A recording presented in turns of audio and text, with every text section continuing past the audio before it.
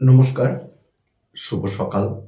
আর শুভ সকালে তোমাদেরকে শুভেচ্ছা জানিয়ে আজকে আমরা শুরু করছি ওয়েস্ট বেঙ্গল স্টেট ইউনিভার্সিটি এবং ক্যালকাটা ইউনিভার্সিটির অন্তর্গত একটি অত্যন্ত গুরুত্বপূর্ণ টপিকস, সাময়িক পত্রপত্রিকা। এই সাময়িক পত্রপত্রিকা এটি তোমাদের আছে মূলত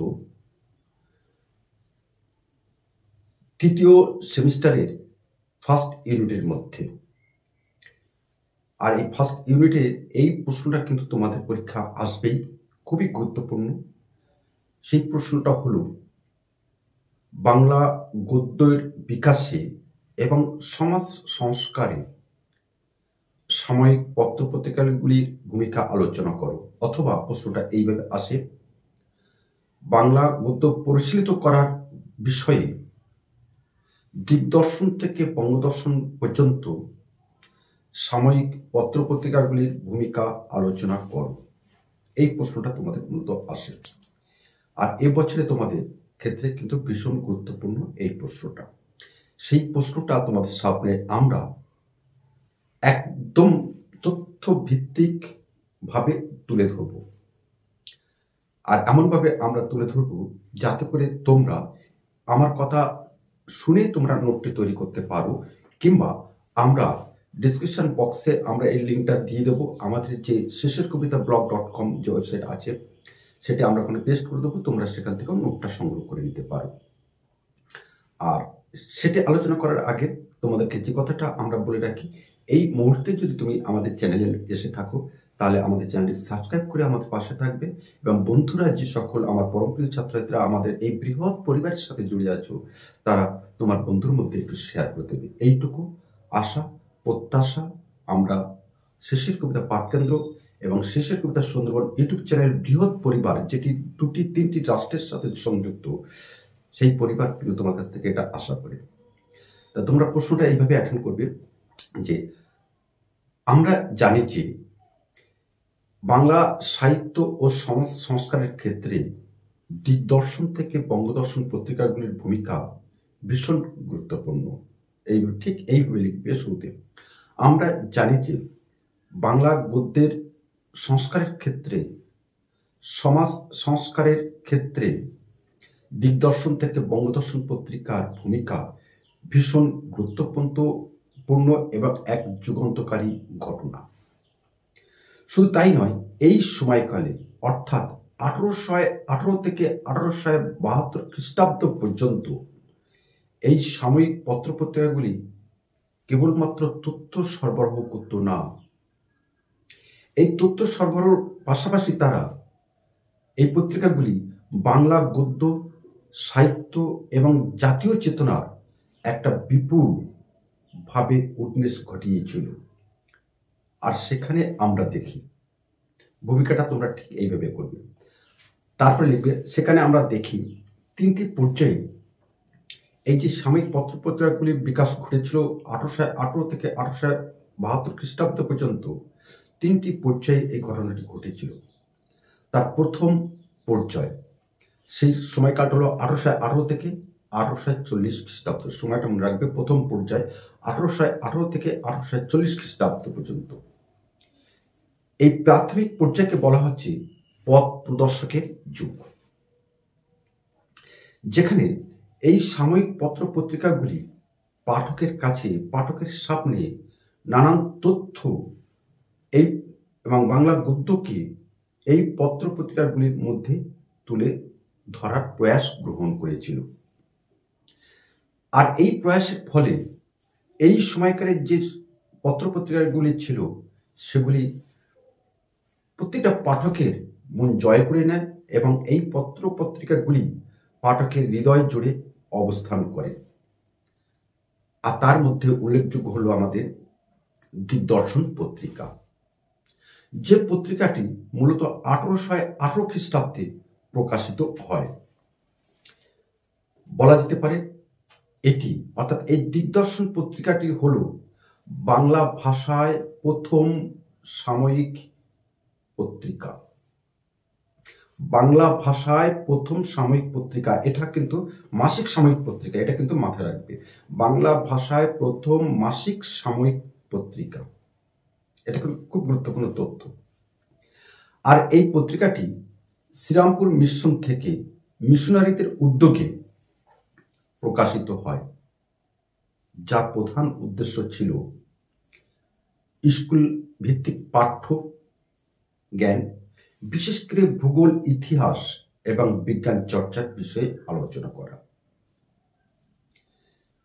আর এখানে আমরা বলতে পারি যে এই দিগদর্শন পত্রিকার মাধ্যমেই বাংলা ভাষায় সাময়িক পত্রের ধারা প্রথম সূচিত হয়। অর্থাৎ দিগদর্শন পত্রিকার মধ্যে দিয়ে বাংলা ভাষার যে সাময়িক পত্রের ধারা প্রথম সূচনা হয়, অর্থাৎ সুবল লগ্নের ধারক বাহক হল আমাদের দিগদর্শন পত্রিকাটি। অতঃপর এই দিগদর্শনের পর যে পত্রিকাটি প্রকাশিত হয় সেটি হলো সমাচার দর্পণ। এই সমাচার দর্পণ পত্রিকাটাও কিন্তু 1818 খ্রিস্টাব্দে প্রকাশিত হয়। দিগদর্শনের সময়কালেই কিন্তু এই পত্রিকাটি কিন্তু প্রকাশিত হয়। তবে এর আলাদা একটা বৈশিষ্ট্য ছিল, ওটি ছিল বাংলা ভাষায় প্রথম সাময়িক পত্রিকা, আর এটি হল বাংলা ভাষায় প্রথম সংবাদপত্র। সাময়িক পত্রিকা আর এটা হচ্ছে সংবাদপত্র, সমাচার দর্পণ। বাংলার সংবাদ পরিবেশনের মাধ্যমে এটি, অর্থাৎ এই সমাচার দর্পণ পত্রিকাটি কি করলো, যে সাধারণ মানুষের মধ্যে যে মুদ্রণ ব্যবস্থা, সেই মুদ্রণ ব্যবস্থাকে কিন্তু জনপ্রিয় করে তোলে এই সমাচার দর্পণ পত্রিকাটি। এরপরে আসবো আমরা মধ্য পর্যায়ে। প্রথমে ছিল আমাদের 1818 খ্রিস্টাব্দ থেকে 40 খ্রিস্টাব্দ। এবার আমরা আসবো মধ্য পর্যায়ে। এই মধ্য পর্যায়ের সময়কালটা হলো 1840 থেকে 1870 খ্রিস্টাব্দ পর্যন্ত, যে সময় এটি আমরা বলছি বাংলার সামাজিক এবং সাহিত্যিক ভিত্তির সময়। মধ্য পর্যায়ে অর্থাৎ 1840 থেকে 1870 খ্রিস্টাব্দ পর্যন্ত এই সময়টি হলো মূলত বাংলার সামাজিক এবং সাহিত্যিকের ভিত্তির সময়কাল বলছে। যে সময়কালে ভাবা হলো কেবলমাত্র তথ্য সরবরাহ নয়, এর আগে পত্রগুলি দেখেছি আমরা তথ্য সরবরাহ করছে, আর এবারে আমরা দেখছি ভাবনাটা, মধ্য পর্যায়ের যে ভাবনাটা হলো, তারা বলছেন যে তথ্য সরবরাহ নয়, তাহলে কি, বরং আমরা বলতে পারি এখানে সুচিন্তিত সমাজ সংস্কার ও গদ্যের মান উন্নয়নে, সমাজ সংস্কার এবং গদ্যের মান উন্নয়নে মনোনিবেশ করে এই পত্রপত্রিকা, এই মধ্য পর্যায়ের পত্রপত্রিকার সম্পাদক মহাশয়রা।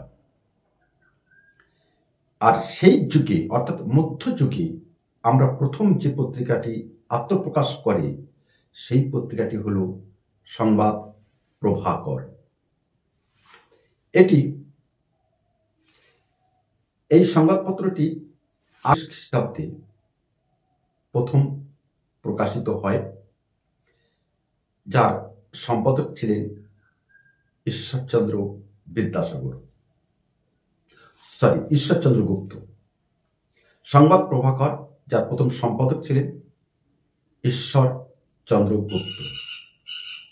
সবচেয়ে বড় উল্লেখযোগ্য বৈশিষ্ট্য এই পত্রিকার এই যে সংবাদ প্রভাকর প্রথমে সাপ্তাহিক হিসাবে আত্মপ্রকাশ করে, কিন্তু পরবর্তী সময়ে সাপ্তাহিক ছেড়ে এই পত্রিকাটি দৈনিক হিসাবে কিন্তু মানুষের সামনে এসে পৌঁছায়। তবে সবচেয়ে আরো একটা উল্লেখযোগ্য বিষয় হলো এই পত্রিকাটি, অর্থাৎ এই সংবাদ প্রভাকর পত্রিকাটি প্রথম পত্রিকা যেটি বাঙালি সম্পাদকের সম্পাদনায় অধীনে ছিল। এর আগে কোনো বাঙালি সম্পাদকের হাতে কিন্তু আমরা পত্রপত্রিকাগুলো সম্পাদনার কাজ বা অধীনে আমরা দেখতে পাইনি। এটি হলো প্রথম পত্রিকা সংবাদ প্রভাকর, যার সম্পাদক ঈশ্বরচন্দ্র গুপ্ত, তার অধীনের মধ্যে এই পত্রিকাটি ছিল। এই পত্রিকাটি আরেকটা উল্লেখযোগ্য বৈশিষ্ট্য হলো বাংলা গদ্যের ভিত্তি স্থাপন করে। বাংলা গদ্যের ভিত্তি স্থাপন করে, শুধু তাই নয়, এখানে উল্লেখযোগ্যভাবে অনেক নতুন নতুন লেখকের আবির্ভাব ঘটে। অর্থাৎ এই সংবাদ প্রভাকর পত্রিকার মধ্যে দিয়ে অসংখ্য লেখকের আবির্ভাব ঘটে। সেদিক থেকে এই সংবাদ প্রভাকর পত্রিকার গুরুত্ব কিন্তু অনেকখানি।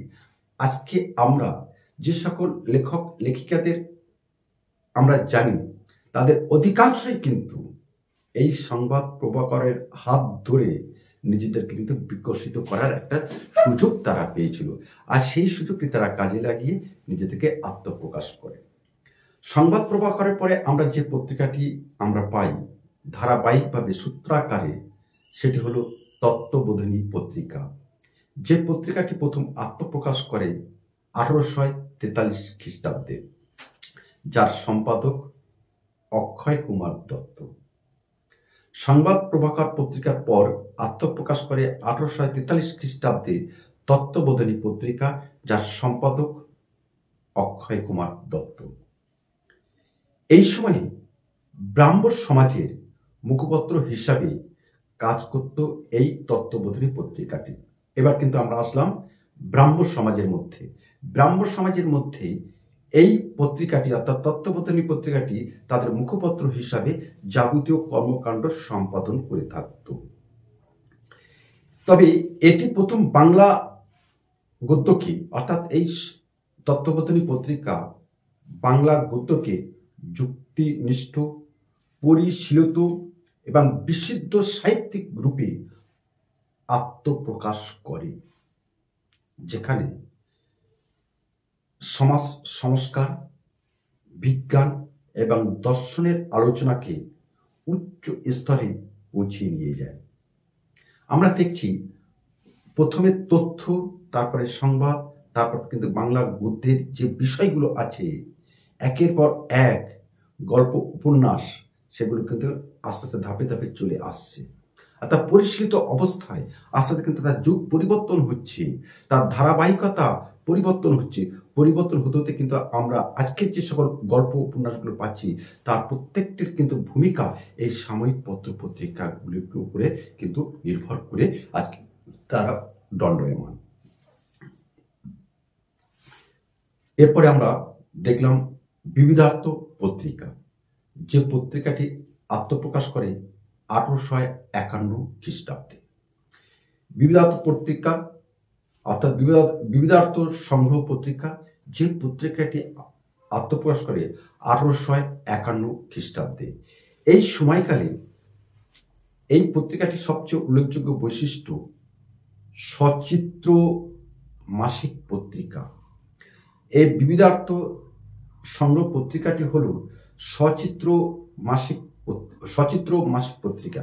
এখন যে আমরা খবরের কাগজগুলো দেখি, সেখানে কিন্তু কেবলমাত্র তথ্য সংগ্রহ সেখানে নেই, কেবলমাত্র তথ্য প্রদান করে না, তথ্য প্রদানের পাশাপাশি কিন্তু একটা চিত্র, একটা ছবি কিন্তু আমাদের সামনে তুলে ধরে, যার ফলে যেমন আমরা তথ্য পাচ্ছি সম্পর্কে, তার সেই তথ্য সম্পর্কে তার ছবি কিন্তু আমরা পাচ্ছি। এটাই সম্ভব হয়েছিল কিন্তু এই যে বিবিধার্থ সংগ্রহ পত্রিকার হাত ধরে। কারণ বিবিধার্থ সংগ্রহ পত্রিকা প্রথম আত্মপ্রকাশ করে যে সচিত্র সহ তথ্য, অর্থাৎ চিত্র সহ তথ্য প্রকাশ করা, যার ফলে এই পত্রিকাটা কিন্তু মানুষের, পাঠকের মন হরণ করে নেয়, মনের মধ্যে অনেকটা জায়গা করে নিতে সাহায্য করে। কারণ মানুষ, পাঠক যেটি চাইছে সেটি কিন্তু এই বিবিধার্থ সংগ্রহ পত্রিকাটি কিন্তু সেটাইকে নিয়ে মানুষের দরবারে কিন্তু হাজির হয়েছিল। সেই কারণে কিন্তু এই পত্রিকাটি কিন্তু বাংলা সাময়িক পত্র পত্রিকার যুগে একটা যুগান্তকারী অধ্যায় সূচনা করেছিল এই বিবিধার্থ সংগ্রহ পত্রিকাটি। এবার আমরা আসবো শেষ পর্যায়ে, অন্তিম পর্যায়ে, যে পর্যায়ে বাংলা সাহিত্য মানে জাতীয় চেতনার উন্মেষ ঘটে। সময়কালটা হলো 1872 খ্রিস্টাব্দ। আমরা এবার আসবো শেষ পর্যায়ে অর্থাৎ অন্তিম পর্যায়ে, যে পর্যায়ে সাময়িক পত্রপত্রিকাগুলি কিন্তু জাতীয় চেতনার উন্মেষ ঘটাতে সাহায্য করেছিল। আর সেই সময়কালটা হলো 1972 খ্রিস্টাব্দ। আসলে শেষ পর্যায়ে এসে এই সাময়িক পত্রপত্রিকাগুলি তাদের যে প্রাথমিক উদ্দেশ্য নিয়ে তারা আত্মপ্রকাশ করেছিল, একটা সুদীর্ঘ পথ অতিক্রম করার একটা প্রয়াস গ্রহণ করেছিল, সেখানে এসে এই শেষ পর্যায়ে এসে তারা সেখানে সীমাবদ্ধ না থেকে শিক্ষা এবং সংবাদ, শিক্ষার সাথে সাথে সংবাদ, তার সাথে বিশুদ্ধ জ্ঞান চর্চার মাধ্যমে বাঙালি জাতিকে আত্মসচেতন করে তোলে। শেষ পর্যায়ে এসে শুধু তথ্য সংবাদ নয়, বাঙালি জাতিকে কিভাবে আত্মসচেতন করে তোলা যায় সেই প্রয়াস, সেই উদ্যোগ কিন্তু এই সাময়িক পত্রপত্রিকাগুলি গ্রহণ করে।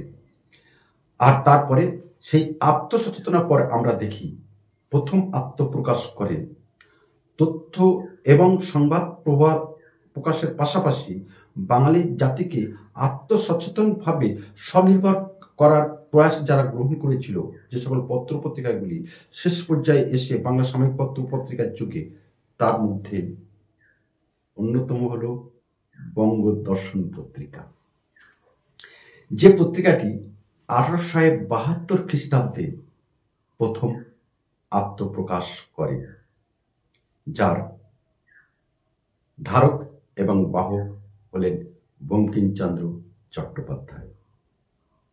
এই যে বঙ্গদর্শন পত্রিকাটি আমরা বলছি না, একটা বিশেষ বাংলা, বিশেষ করে উপন্যাস সাহিত্যের জগতে ভীষণ গুরুত্বপূর্ণ ভূমিকা কিন্তু এই বঙ্গদর্শন পত্রিকাটি শেষ পর্যায়ে এসে বাংলা সাময়িক পত্রপত্রিকার যুগে একটা বিশেষ ভূমিকা গ্রহণ করেছিল, সেটা আমরা বলছি। এই পত্রিকার মধ্যে দিয়ে বাংলা সাহিত্য একটা উচ্চ পর্যায়ে নিয়ে যায় বা চলে যায়, নিয়ে যেতে সাহায্য করে, অর্থাৎ 1872 খ্রিস্টাব্দে কিন্তু আমরা এটা দেখছি। আসলে বঙ্গদর্শন পত্রিকাটি বাংলা গদ্যকে শিল্পসম্মত এবং পরিশীলিত পর্যায়ে নিয়ে যায়, যেখানে বঙ্কিমচন্দ্রের বিখ্যাত উপন্যাস কি বলুন তো, বিষবৃক্ষ। এই বিষবৃক্ষ উপন্যাসটি এই বঙ্গদর্শন পত্রিকায় ধারাবাহিকভাবে প্রকাশিত হতে থাকে। সবচেয়ে বড় উল্লেখযোগ্য ঘটনা। অতঃপর আমরা দেখি ইতিহাস, সাহিত্য, বিজ্ঞান, দর্শন, সংস্কৃত প্রভৃতি বিষয়ক উচ্চমানের প্রবন্ধের মাধ্যমে এই বঙ্গদর্শন পত্রিকাটি জাতীয়তা ও স্বাদেশিকতা ধারণা নির্মাণে একটা গুরুত্বপূর্ণ ভূমিকা গ্রহণ করে। তবে এখানে আমরা বলতে পারি যে এই যে বঙ্গদর্শন পত্রিকাটি শুধুমাত্র প্রবন্ধ বা উপন্যাসের ক্ষেত্রের মধ্যে সীমাবদ্ধ ছিল না। কারণ হিসেবে আমরা সেখানে দেখছি রবীন্দ্রনাথ ঠাকুর সহ পরবর্তী প্রজন্মের অনেক লেখক, রবীন্দ্রনাথ ঠাকুর সহ পরবর্তী পর্যায়ের অনেক লেখক এই বঙ্গদর্শনের হাত ধরে বাংলার সাহিত্য জগতে তারা প্রবেশ করে এবং পরবর্তীকালে তারা নিজেদেরকে তুলে ধরতে প্রয়াস করে।